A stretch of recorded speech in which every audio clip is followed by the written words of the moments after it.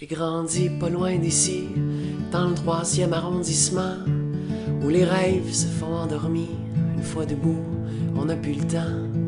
Mon père gagnait sa vie à l'usine de Camaro, pareil comme son père avant lui, même qui posait le même morceau. Ma mère faisait des ménages, moi je rêvais d'être écrivain, et puis de pelleter des nuages pour que le soleil brille enfin. Mais j'étais si mauvais à l'école que je pensais pas que j'y arriverais. J'étais pas de ceux qu'on traitait de bol, même quand je donnais tout ce que j'avais.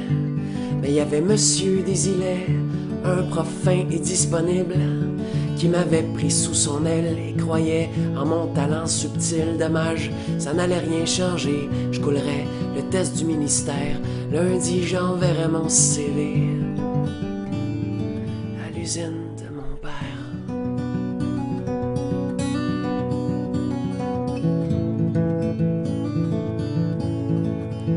Mais la veille de l'examen final, le bon Monsieur Desilets m'a tendu un crayon banal roulé dans un velours épais. Et puis, tout en fixant ma main, il a dit: ce crayon-là, il est magique, prends-le demain pour l'examen. Et c'est les réponses et les répliques. Je suis pas du genre à croire tout ce qu'on me dit, mais mon prof inspirait confiance. Puis je voulais croire un peu aussi que j'avais peut-être encore une chance. D'ailleurs, à la seconde où je l'ai pris, j'ai senti comme un changement. Je vous jure que je vous compte pas de mentir, non, le crayon était vivant. Et contre toutes mes espérances, il écrivait pratiquement tout seul. Sans blague, ça avait presque pas de sens de le voir danser sur les feuilles. J'ai donc passé mon examen comme un petit test de routine, avec quelque chose comme 80, presque aussi haut que mon estime. J'aurais dû rendre le crayon, j'étais quand même pas un voleur, mais pour une fois que je me trouvais bon, puis que l'avenir était en couleur, j'ai mis le stylo dans ma poche, puis je suis parti en courant. La conscience aussi lourde qu'une roche qu'on brise pour en faire du ciment. Et au fil des années, je suis devenu l'auteur que j'espérais. J'ai même vendu dans le monde entier tous mes bouquins et mes essais, mais avec le sentiment étrange qu'au fond, j'avais rien accompli. Le crayon vainquait les pages blanches, moi, je n'étais que son outil. Je me suis mis à boire plus qu'il ne faut pour oublier que je n'étais rien, que je roulais dans une Camaro sur laquelle mon père s'usait les mains. En plus, j'avais toujours peur qu'on me vole mon précieux crayon ou que me dénonce mon professeur. Le sang serait vraiment fini pour de bon.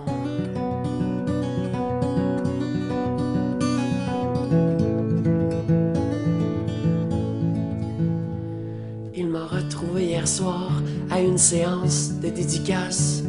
Tout autour de ses yeux noirs, le temps avait laissé sa trace. Je lui devais mon succès et des excuses comme de raison. J'ai dit: Monsieur Desilets, vous venez chercher votre crayon?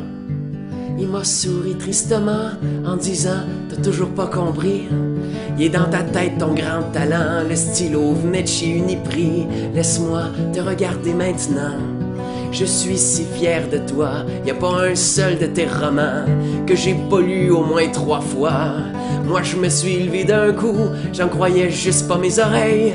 J'ai pris mon vieux prof par le cou, la vérité me donnait des ailes, tellement qu'en arrivant chez moi, j'ai jeté le stylo par la fenêtre.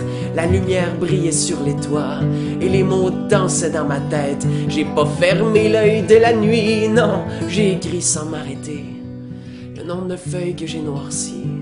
Je pourrais même pas les compter. Ça raconte l'histoire d'un petit gars qui a tellement pas confiance en lui, qui trouve plus facile de croire qu'un crayon peut faire de la magie. Car dans le 3e arrondissement, les rêves volent pas très haut, on les laisse traîner sur un banc devant l'usine de Camaro. Et comme on entend la machinerie crier jusqu'à dans le cours d'école, on comprend vite dès qu'on est petit qu'il y a juste les oiseaux